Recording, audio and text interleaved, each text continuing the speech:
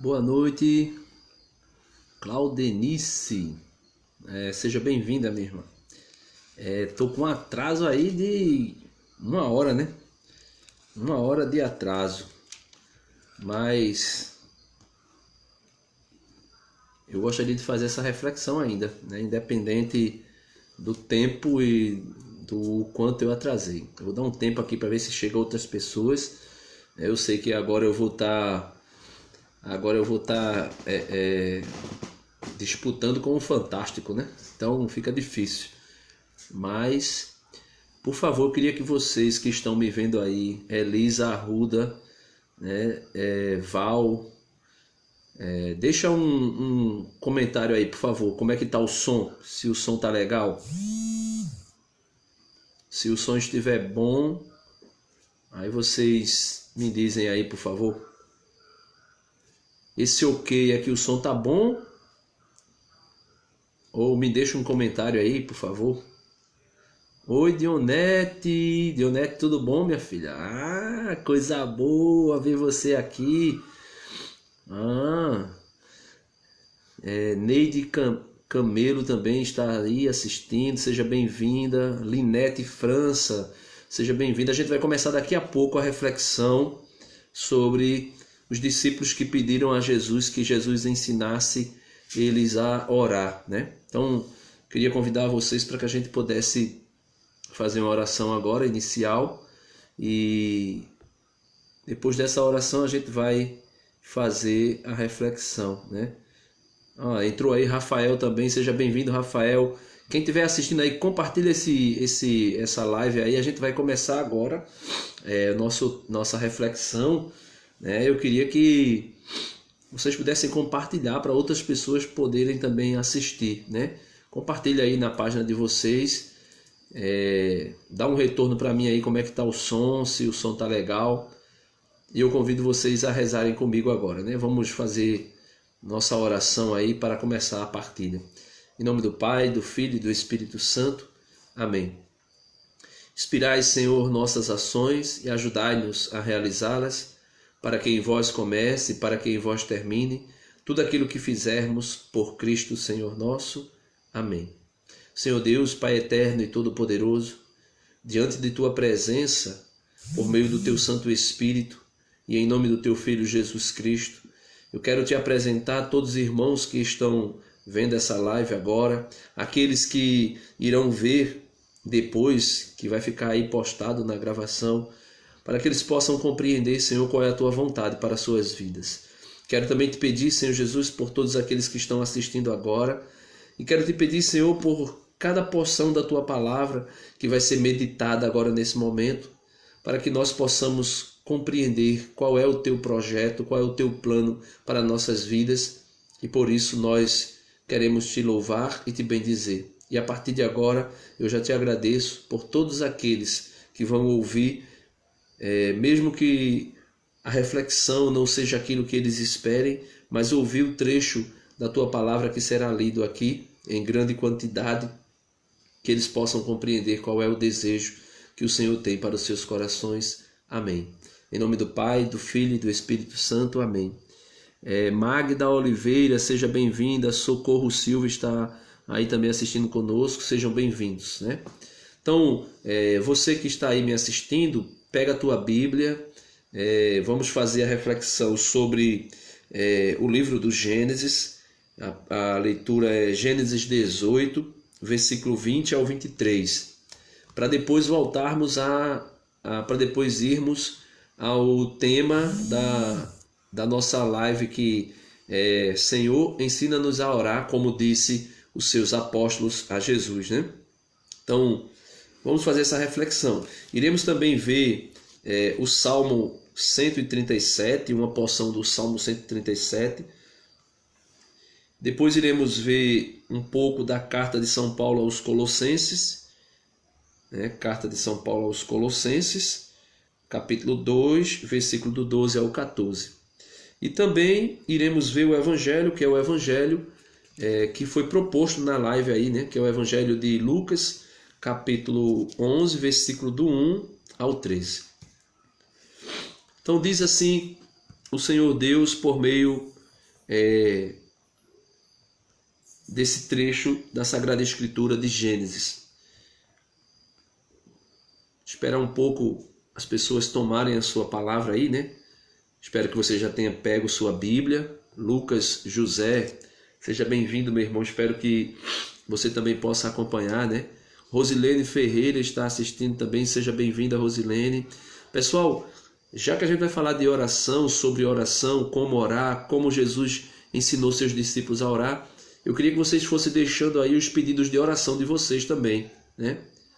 Vão deixando aí o pedido de oração de vocês para que a gente possa, depois, no término da live, a gente fazer a oração de intercessão por cada pedido aí, né? Tá bom? Deus abençoe a todos. Gênesis 18, versículo do 20 ao 32. Eu vou lendo e já vou comentando, porque para não ficar a leitura corrida e cansativa, né? Naqueles dias, o Senhor disse a Abraão: o clamor contra Sodoma e Gomorra cresceu e agravou-se muito o seu pecado. Ou seja, o clamor contra Sodoma e Gomorra cresceu e o Senhor diz que se agravou o seu pecado. Pela gravidade do pecado, pelo clamor que foi levantado contra Sodoma e Gomorra, o Senhor disse: vou descer para verificar se as suas obras correspondem ou não ao clamor que chegou até mim. Partindo dali, os homens dirigiram-se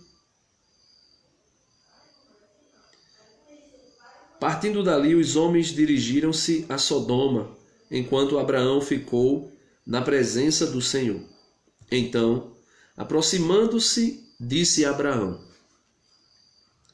vais realmente exterminar o justo com o ímpio?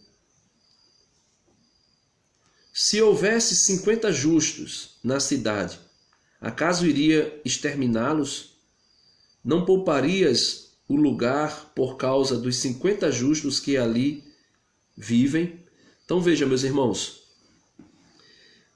aqui a gente já pode ver Deus que diz a Abraão, que se comunica com Abraão, dizendo a Abraão que o pecado de Sodoma e de Gomorra cresceu de tal maneira que o Senhor disse: eu irei conferir se é isso mesmo.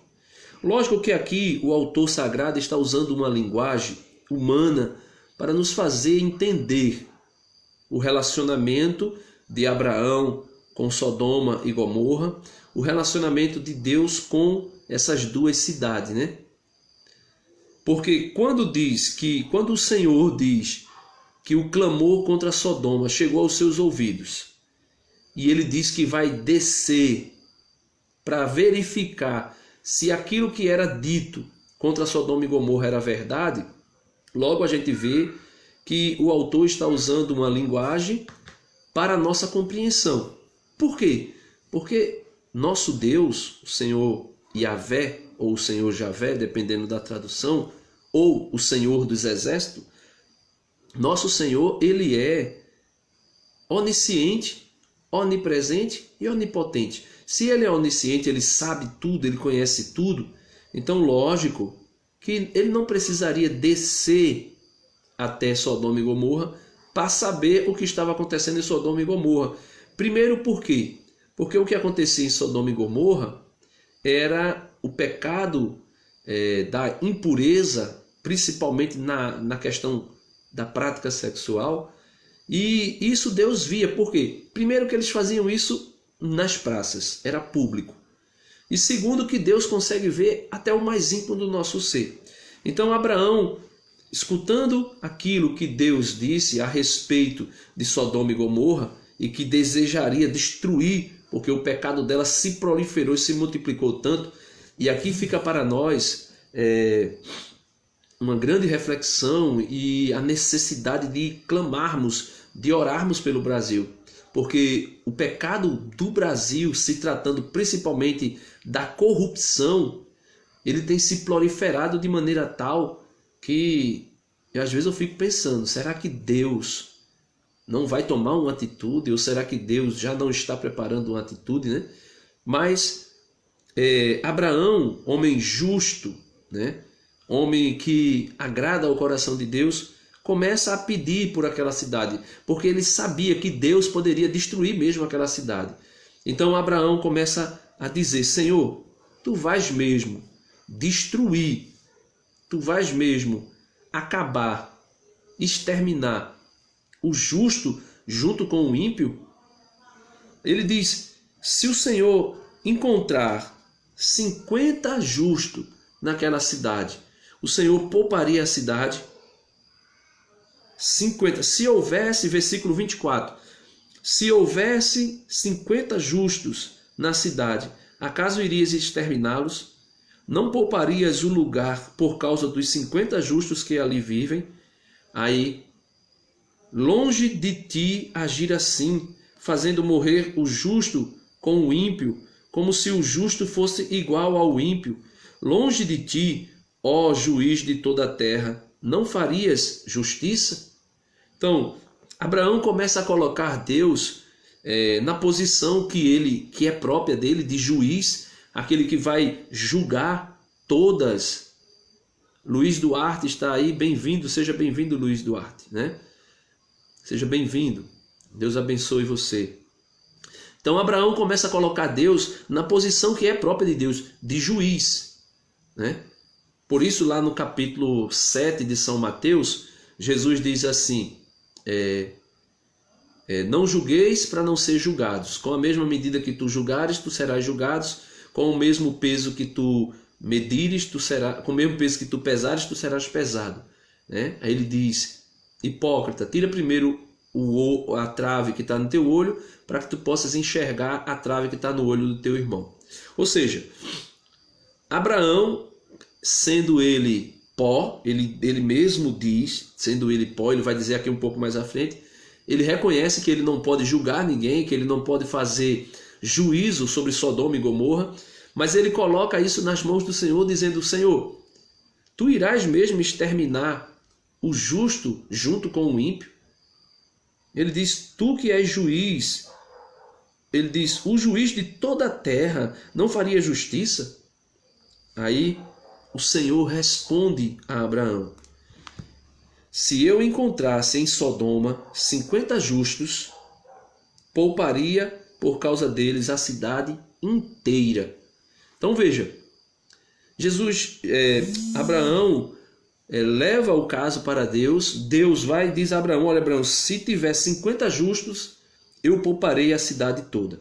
Então veja aí, e Abraão prosseguiu dizendo, estou sendo atrevido em falar ao meu Senhor, eu que sou pó e cinzas. Olha, essa frase de Abraão deve estar na minha boca e na tua boca. Eu sou pó e cinza, né? Eu sou pó e cinza, eu não posso me atrever a falar contigo. Aí ele diz, se dos 50 justos faltasse 5, destruirias por acaso, por causa dos 5, a cidade inteira? O Senhor respondeu, não destruiria. Se achasse ali 45 justos, não destruiria. Ou seja, Abraão percebe que na cidade ele não encontraria 50 justos. Então ele diz, se por um acaso desses 50 justos faltasse 5, ficasse apenas 45 justos, o Senhor destruiria a cidade? Aí o Senhor diz, por conta dos 45 eu não destruiria. Insistiu ainda Abraão e disse, e se houvesse 40? Ele respondeu, por causa dos 40 não o faria. Abraão tornou a insistir, não se irrite o meu Senhor, se ainda falo. E se houvesse apenas 30 justos? Ele respondeu, também não o faria, se encontrasse 30. Tornou Abraão a insistir, já que me atrevi a falar a meu Senhor, e se houver 20 justos? Ele respondeu, não a iria destruir por causa dos 20. Abraão disse: que o meu Senhor não se irrite se eu falar só mais uma vez, e se houvesse apenas 10. Respondeu Deus: por causa dos 10 não destruiria a cidade. Então veja, meus amados irmãos, Abraão resolve interceder, né? Abraão resolve interceder por Sodoma e Gomorra, dizendo que se o Senhor encontrasse 50, depois 45, depois 40, depois 30, depois 20, depois 10 justos, não destruiria. O que é que me faz pensar aqui? O que é que me faz refletir nesta passagem? Primeiro, que o justo, né, ele tem poder na sua intercessão. Quando ele ora ao Senhor, quando ele faz a oração de intercessão, o Senhor abre os ouvidos para ouvir. Como abriu o ouvido para ouvir Abraão. Ele ouvindo Abraão, ouviu Abraão sim. Mas a questão é que não existia 50 justos, não existia 45 justos, não existia 30 justos, não existia 20 justos, não existia nem sequer 10 justos em Sodoma e Gomorra. E por esse motivo, Deus destrói a cidade. O que é, meus irmãos, que nos ensina aqui? Depois eu volto para essa passagem bíblica. Primeiro ensina que o justo é ouvido por Deus.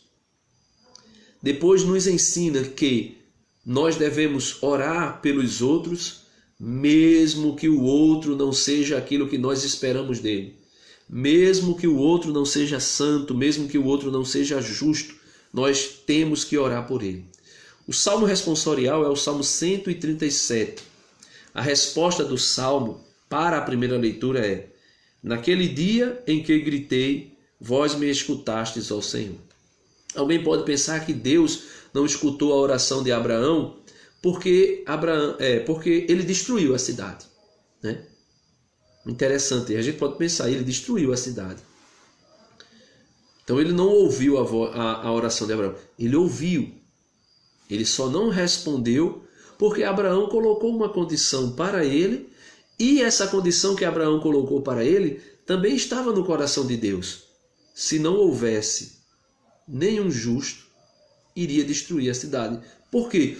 Porque aquele povo era rebelde, aquele povo era de coração duro, aquele povo era de coração pedregoso, que não queria de jeito nenhum Deus, não queria.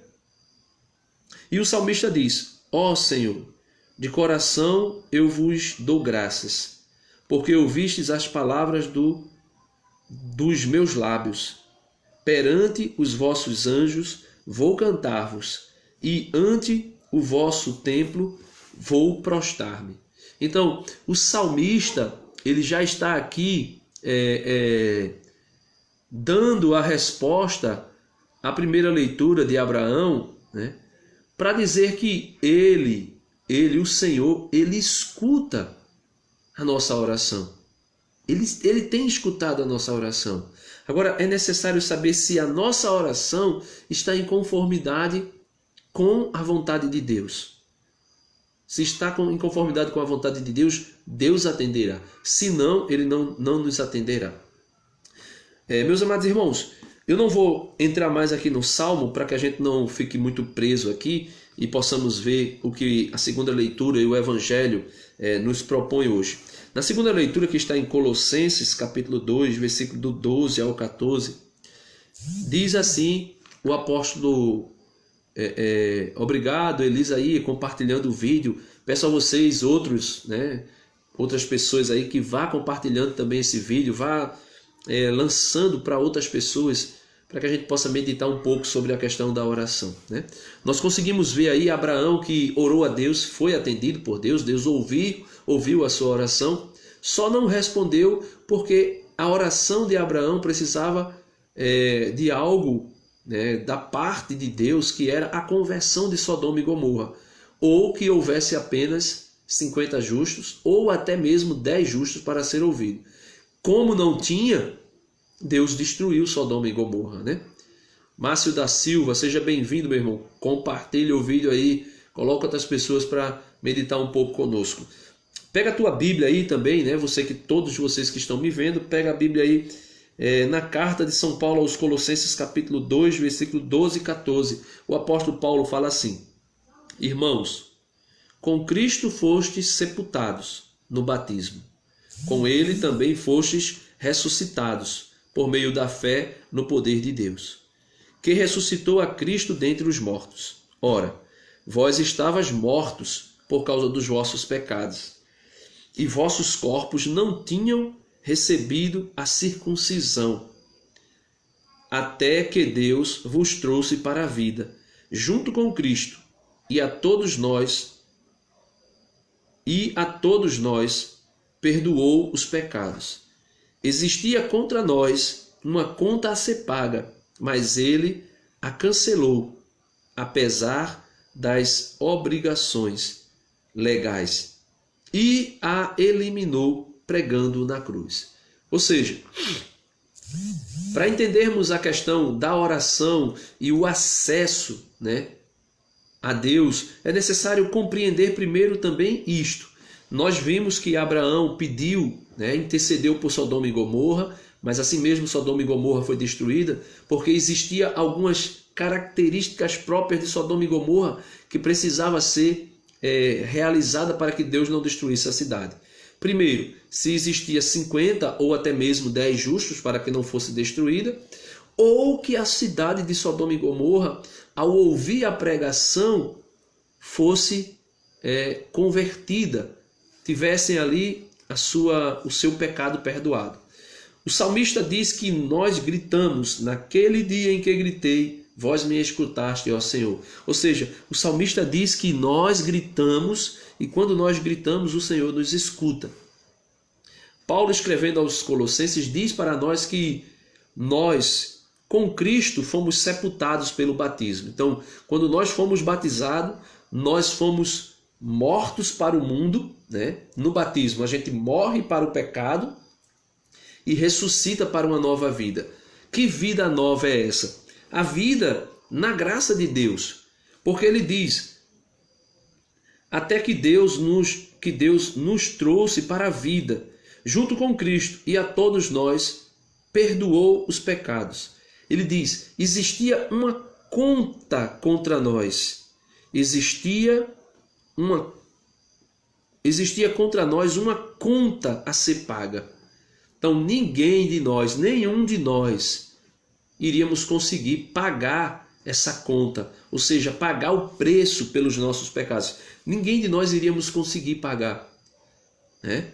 O Papa Francisco, nesses períodos agora, tem condenado o pelagianismo. O que é o pelagianismo? O pelagianismo é uma doutrina, uma heresia, que foi criada por um homem chamado Pelágio, que dizia que Jesus veio nos dar o exemplo, e ele deu o exemplo tranquilo, e nós poderíamos nos salvar com as nossas próprias forças.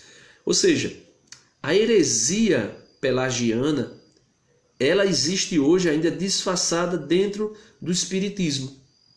Por incrível que pareça, o espiritismo é uma versão nova do pelagianismo. Por quê? Eles dizem que Jesus veio, Jesus ensinou como vencer o pecado. Aí ele diz que o Espiritismo diz o quê? Que nós vamos de reencarnações a reencarnações, nós vamos nos purificando, né? Ou seja, é os karmas. E nós vamos nos purificando e, dependendo de reencarnação em reencarnação, nós vamos nos elevando a um nível espiritual a ponto de um dia não precisarmos mais reencarnar. Ou seja, a cruz do Calvário, aonde Jesus pregou o documento que nos condenava, e ali a gente foi salvo pela cruz de Jesus, aí descarta-se. Então, é necessário compreendermos esse fato. Jesus na cruz pagou o preço pelos nossos pecados. Nós seremos julgados mediante as nossas obras. Agora, o ato salvífico é de Jesus. Então, quando nós recebemos a graça de Deus, essa graça exige de nós a obra e nós precisamos fazer. Agora, porém, não crer que somos como pelagianos, né? Porque Pelágio dizia que nós não precisávamos da graça. Nós realizaríamos tudo que fosse necessário para a nossa salvação. Isto é mentira, isso é heresia, né? Agora eu queria ir nesse momento para o Evangelho, né? Porque o que eu queria tratar mesmo é sobre oração. No Evangelho de hoje eu vou lendo e a gente já vai meditando o Evangelho, porque ele é muito interessante, é de extrema importância para cada um de nós que estamos aqui, você que está me assistindo, eu que estou aqui, compreendermos a necessidade da vida de oração.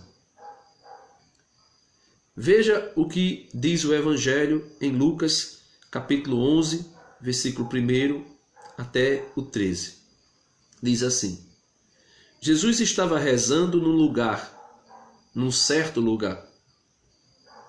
Quando terminou, um de seus discípulos pediu-lhe: Senhor, ensina-nos a rezar, como também João ensinou os seus discípulos. Então veja, Jesus estava rezando, Jesus estava orando. Quando ele termina de orar, um dos seus discípulos diz: Senhor, nos ensina também a orar? Nos ensina a rezar? Como João também ensinou os seus discípulos a orar? Então veja, Denilson Santo está assistindo aí. Seja bem-vindo, Denilson. Estamos falando um pouquinho sobre oração. Jesus, que é o mestre da oração e que nos ensina a orar. Então, os discípulos viram Jesus orando. Quando Jesus termina de rezar, ele se aproxima de Jesus e diz: Senhor, ensina-nos a rezar, ensina-nos a orar, como também João Batista ensinou os seus discípulos. Ou seja, no tempo de Jesus, era comum um mestre. Jesus era mestre, por isso muita gente encontrava ele e dizia Rabi, né? Ou seja, mestre. Jesus era mestre, João Batista era mestre, os fariseus também eram mestres, né? Os mestres da lei, os doutores da lei, os fariseus, os herodianos. Ou seja, na época de Jesus, quem tinha discípulo tinha a obrigação de ensinar os seus discípulos tudo que era sobre a religião que ele fazia parte, como também ensinar a orar. Então, João Batista ensinou os seus discípulos a orar. E os discípulos de Jesus, vendo que João Batista tinha ensinado os seus discípulos, como eles viam Jesus constantemente orando, e Jesus era, né, enquanto homem também aqui na terra, um grande homem de oração. Jesus orava constantemente. A palavra de Deus diz que no início do ministério de Jesus, quando Jesus estava sendo batizado, se você procurar o texto lá do batismo de Jesus, no Evangelho capítulo 3 de Mateus, você vai ver que enquanto Jesus estava ali sendo batizado, a palavra de Deus diz que ele orava ao ser batizado. A palavra de Deus diz também que Jesus orou em muitos momentos quando ia realizar um milagre. A palavra de Deus diz que Jesus também orou na transfiguração, né? Na transfiguração Jesus também orava. Jesus também orou quando ele se encontrou lá no capítulo 11 de João, quando ele se encontrou ali na presença do túmulo de Lázaro. A palavra de Deus diz que ele ergueu os olhos para o céu e ele orou. Na multiplicação dos pães, que foram 2 multiplicações dos pães, Jesus toma o pão, ergue os olhos para o céu e dá graças, ou seja, a oração de ação de graças, né? Ele agradece ao Pai por tudo que o Pai sempre fez para ele. Quando Jesus estava no Getsêmani, e ali no Getsêmani é a oração crucial, onde Jesus ora antes de ir para o Calvário, e ele diz que, estando ali, ele orou por 3 vezes, dizendo: Pai, se for possível, afasta de mim esse cálice. Qual era o cálice? A cruz do Calvário. E ele dizendo: se for possível, afasta de mim esse cálice, mas que não seja feita a minha vontade, mas a tua. Ou seja, É isso que Jesus nos ensina na oração e para uma vida digna, para uma vida de oração que vale a pena. É reconhecer que não é para ser feito a minha vontade, mas a vontade de Deus. Ele continua dizendo, né? Jesus respondeu: quando rezardes, dizei: Pai, santificado seja o teu nome. Olha, meu irmão, minha irmã, quando Jesus diz: quando fores orar, dizei Pai, Jesus está quebrando todo o protocolo do judaísmo e todo o protocolo da vida de oração no tempo de Jesus. Por quê? Porque se orava a Deus de maneira indireta, se oferecia um sacrifício em expiação dos pecados, se oferecia um sacrifício de louvor, se oferecia um sacrifício pelo pecado do povo. Então, as orações no tempo, antes do tempo de Jesus e até o momento em que Jesus se encarna no nosso meio, era uma vida de oração onde Deus estava lá longe, né, lá no céu, e o ser humano estava aqui, mas porém a relação era essa. Veja que Noé orava, mas orava ali baseado em ritos e sacrifícios. Depois veio Abraão, que também orava, né? Falava com Deus, mas Deus continuava ainda muito longe. Depois veio Isaac, Jacó, também passou por esse mesmo procedimento de orar, mas orar a um Deus que estava lá no céu. Depois veio Moisés, que assumiu o papel de intercessor, né, daquele intermediador entre os homens, entre o povo de Israel e Deus. E Moisés oferecia sacrifícios, Moisés iria ao monte, subia ao monte e orava, pedia a Deus pelo povo. Só que Jesus veio trazer para nós essa maneira nova de orar. Primeiro que ninguém poderia chamar Deus de Pai. E Jesus, que é o Filho eterno de Deus, encarnado, Jesus chama Deus de Pai. E quando os discípulos pedem a Jesus que Jesus ensine eles a orar, Jesus diz: quando orardes, dizei: Pai, santificado seja o teu nome. Venha o teu reino. Dai-nos a cada dia o pão de que precisamos. E perdoai-nos os nossos pecados, pois nós também perdoamos a todos os nossos devedores. E não nos deixeis cair em tentação. Então veja, meus irmãos, a oração de Jesus é uma oração que está baseada naquilo que Jesus disse aos discípulos e a todos os seus seguidores. Buscai em primeiro lugar o reino dos céus, e depois tudo mais vos será dado por acréscimo.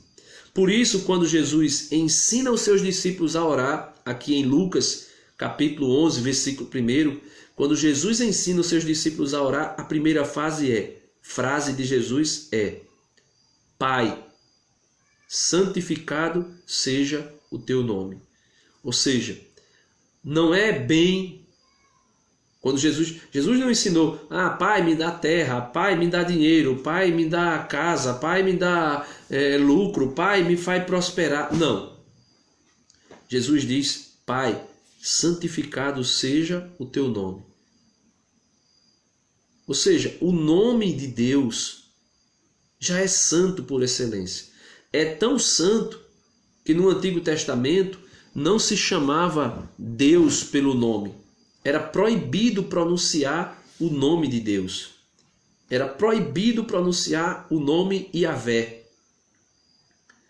Era proibido. E por esse motivo, quando Jesus vem com essa maneira nova de orar, dizendo Pai, ensinando os apóstolos a dizer Pai, aí é onde todo o povo judeu começa a cair em cima de Jesus.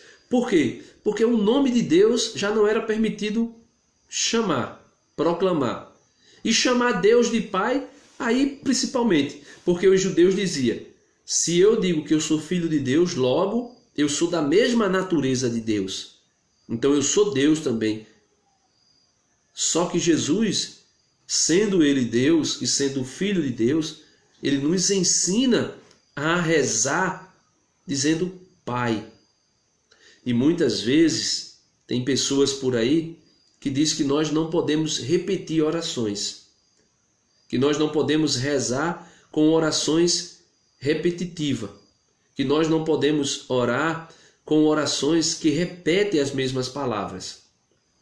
Se você for lá no Getsêmani, quando Jesus suou sangue e quando Jesus orou, né, você vai ver que Jesus orou, Pai, se for possível, afasta de mim esse cálice, mas que não seja feita a minha vontade, mas a tua.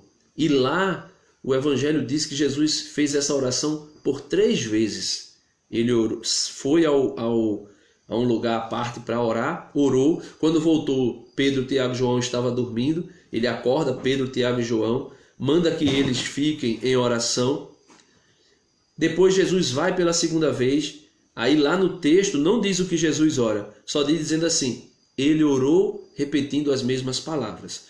Então, a primeira parte da oração e que é crucial que Deus nos ensina é Pai, santificado seja o teu nome. Como é que nós podemos santificar o nome de Deus? Por excelência, né, por natureza, ele já é santo. O nome de Deus já é santo por natureza. Mas na oração Jesus diz que nós devemos pedir que seja santificado o nome de Deus. Nós devemos santificar. Como nós fazemos isso? Ou seja, tudo aquilo que Paulo nos ensinou quando Paulo disse assim, tudo o que fores fazer, com palavras ou com ações, fazei em nome do Senhor. Ou seja, fazei em nome do Senhor. Agora, meus irmãos, é preciso nós realmente mergulharmos nisso. Por quê? Porque assim como Abraão, como você viu, se você não viu, depois você volta lá ao começo do vídeo que eu vou deixar aí postado. Como Abraão disse a Deus, lá em Gênesis, ele disse, Pai, eu que sou pó e cinza, me atrevo a falar contigo. Ou seja, nós somos pó e somos cinza. Nós não somos nada, nós não somos ninguém.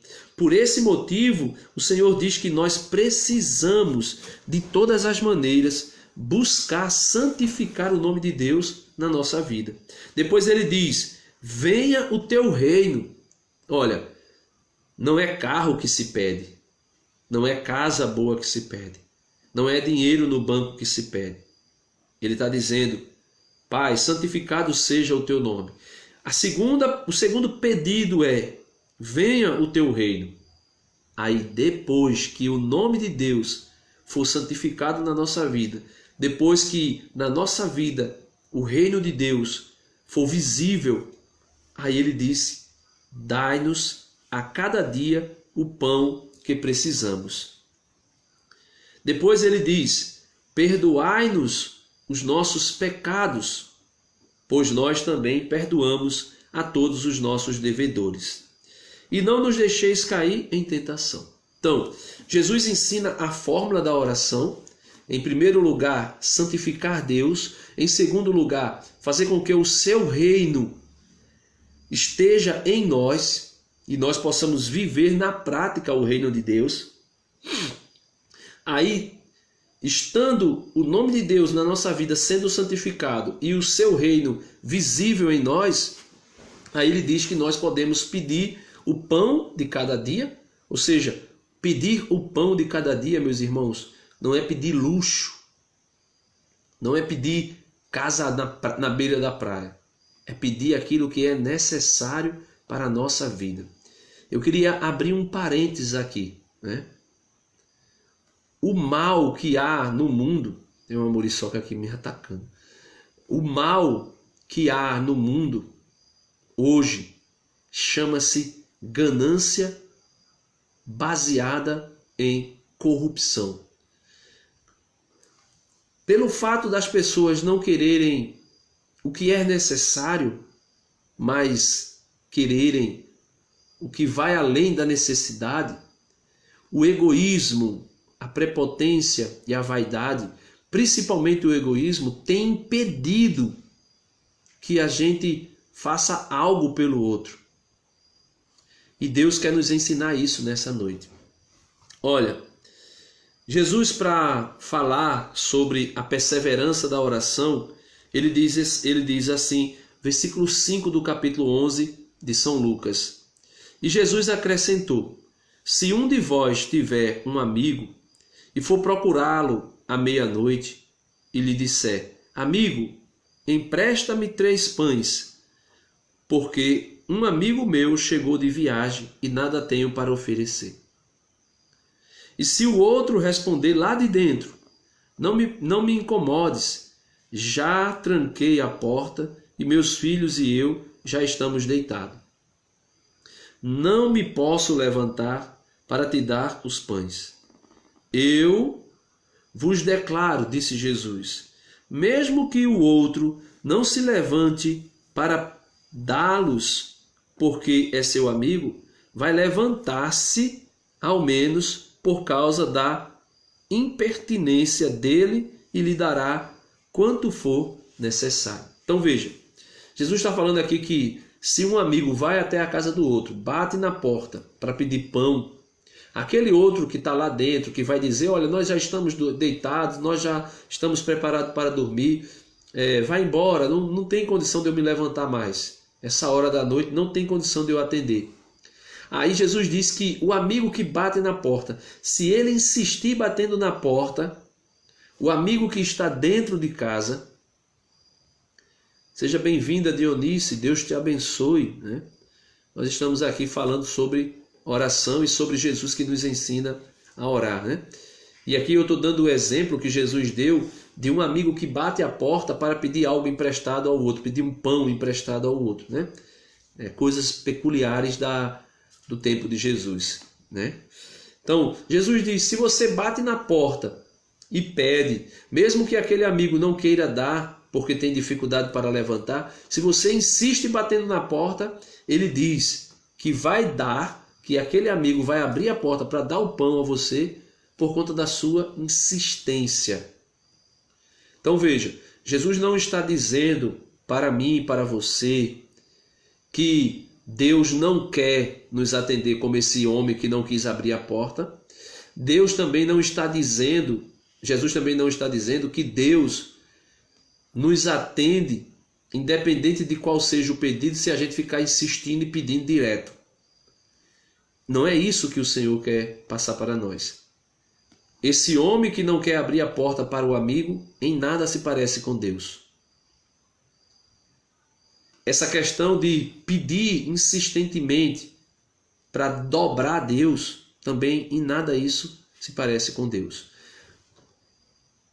O texto continua e o exemplo que Jesus dá adiante é que faz Deus para nós. Ele diz assim, portanto, versículo 9, portanto, eu vos digo, pedi e recebereis, procurai e encontrareis, batei e vos será aberto.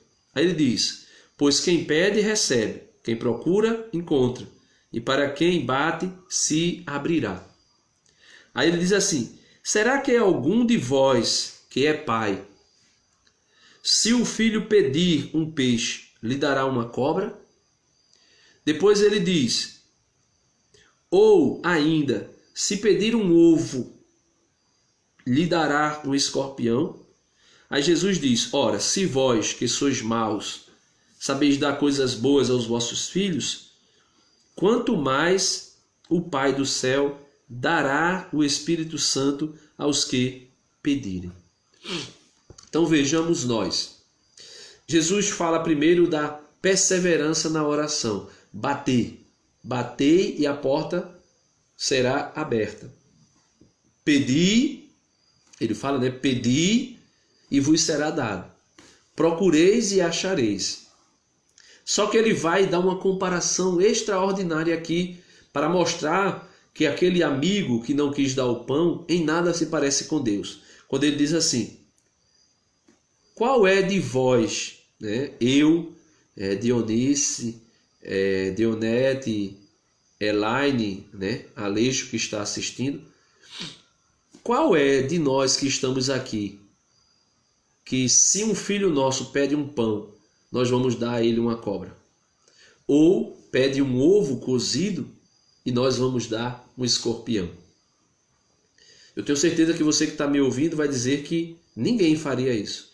Aí Jesus diz: se vocês que são maus sabem dar coisas boas aos vossos filhos, quanto mais o Pai que está no céu. Então veja, meus irmãos, Jesus está querendo dizer para nós e nos ensinar a orar na prática, porque Jesus era homem de oração. Jesus orava constantemente em tudo que ele ia fazer. A palavra de Deus diz que até no momento em que ele foi escolher os 12 apóstolos, ele orou antes para escolher os 12 apóstolos. Não sei se vocês estão me entendendo, se eu estou conseguindo me fazer compreender. Jesus orava em todos os momentos e os discípulos vendo, percebendo, enxergando que Jesus tinha essa intimidade com o Pai, eles pedem: ensina-nos a orar, ensina-nos a rezar. E Jesus ensina, e ensina como? Mudando toda e qualquer norma ritualística que existia no povo de Israel. Ele quebra tudo, dizendo: olha, a partir de agora, vocês não são servos de um Deus que está longe, como muitos pensavam. Deus não é um Deus que está longe, que está lá sentado no trono e por esse motivo você fica aqui e pede e não sabe como pedir. Olha, prestemos atenção. Se eu ou você formos pedir algo a um estranho, nós vamos ficar todo assim retraído, com medo, com vergonha, sem querer fazer esse pedido. Por quê? Porque é um estranho. A gente não sabe qual vai ser a reação dele. A gente não sabe qual será a atitude daquele estranho mediante o nosso pedido. Mas se você vai pedir algo ao seu pai, e quem é pai ou quem é mãe aqui sabe do que eu estou falando, né? Quando a minha pequenininha, né, que ainda está muito pequenininha, mas quando ela chega perto de mim, que ela pede algo, aquele pedir dela, o desejo que eu tenho de dar a ela e dar coisas boas a ela, ultrapassa o desejo dela de pedir. Porque nós que somos pais, nós queremos dar coisas aos nossos filhos e dar coisas boas, de qualidade. Se nós que somos fracos, se nós que somos maus, se nós que somos limitados, desejamos dar aos nossos filhos o que é bom, o que é melhor, imaginemos o nosso Pai do céu. E é por esse motivo que Jesus nos faz compreender que o nosso relacionamento de oração com Deus não pode ser um relacionamento como se nós estivéssemos nos relacionando com um estranho. Nosso Deus é um Deus de perto e não de longe. Nosso Deus é um Deus que permitiu para nós essa graça de, por meio do seu Espírito que habita em nós, gritar: Abba, Pai, ou seja, Paizinho, meu Pai. Então, o nosso relacionamento com Deus tem que ser como era o relacionamento de Jesus. O relacionamento de Jesus era completo, era pleno com o Pai. E ele nos ensina isso quando ele ensinou os seus apóstolos a orar. Quando ele ensinou os discípulos a rezar, ele nos ensina isto. Se você não escutou nada dessa partilha, dessa reflexão hoje, se você começou a ver esse vídeo agora, que isso fique gravado aí no teu coração. Você precisa compreender que Deus é o teu Pai. E você não pode, você não deve cair na tolice de se relacionar com Deus como se relaciona com um estranho. Deus é Pai. A palavra de Deus diz que o Espírito que nós recebemos não é um espírito de timidez, mas é um espírito de coragem e que clama dentro de nós: Abba, Pai, meu Paizinho.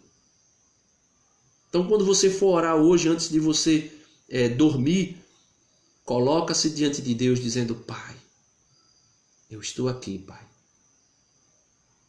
Eu sou fraco.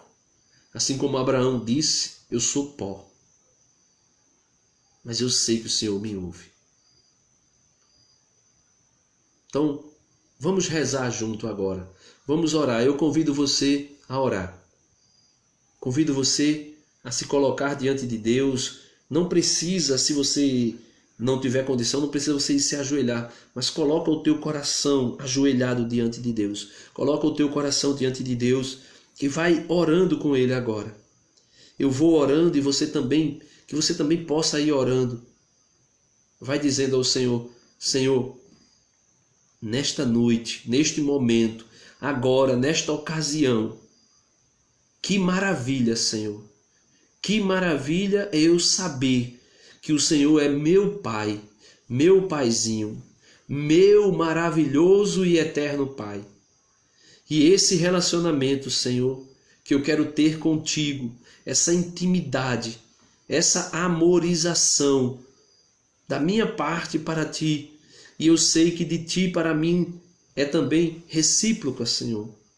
Eu quero te pedir, Pai, meu Pai, olha pelo nosso Brasil, olha por essa nação, olha pelos governantes para que possam ter a coragem, que não seja como em Sodoma e Gomorra, mas que tenham a coragem da conversão, de olhar para o outro, porque o Senhor mesmo disse na sua palavra, em Mateus capítulo 7, o versículo 12, diz: tudo aquilo que vós quereis que os homens vos façam, façais vós a eles primeiro, porque aí se resume toda a lei e os profetas.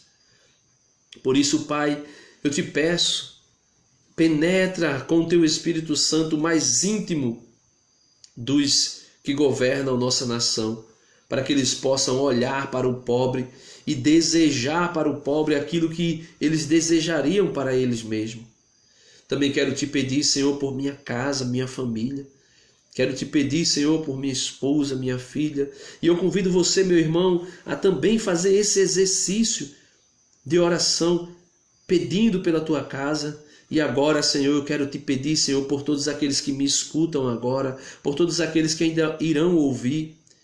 Eu quero te pedir, Senhor Jesus, por tua graça, por teu amor, envia o teu Espírito Santo sobre as casas aqui na região onde eu moro, para que cada vizinho, para que cada pessoa possa ser cheia do teu Espírito Santo. Eu quero te pedir, Senhor, por aqueles que já estavam acompanhando a live, que acompanharam, mas que deixaram de seguir agora, que deixaram de ver. Eu quero te pedir por eles, Senhor, para que teu Espírito possa penetrar o mais íntimo deles e eles possam ser dóceis à tua palavra e poder dizer: Pai, meu Paizinho, eu estou aqui.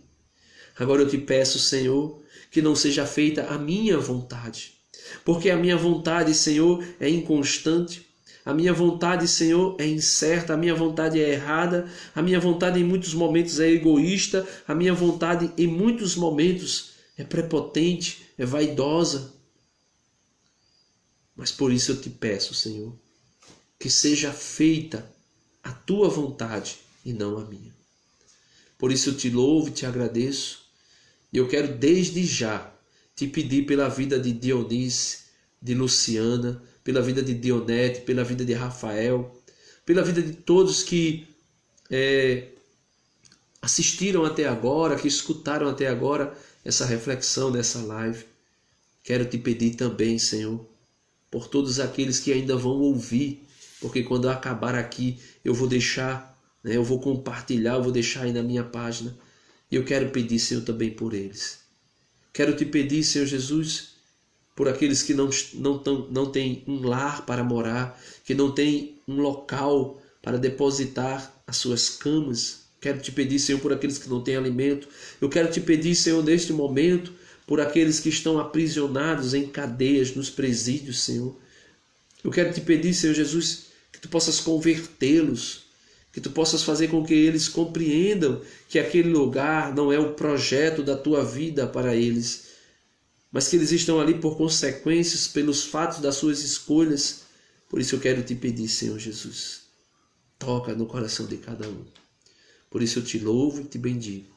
Hoje, Abraão nos ensinou a rezar pelo próximo.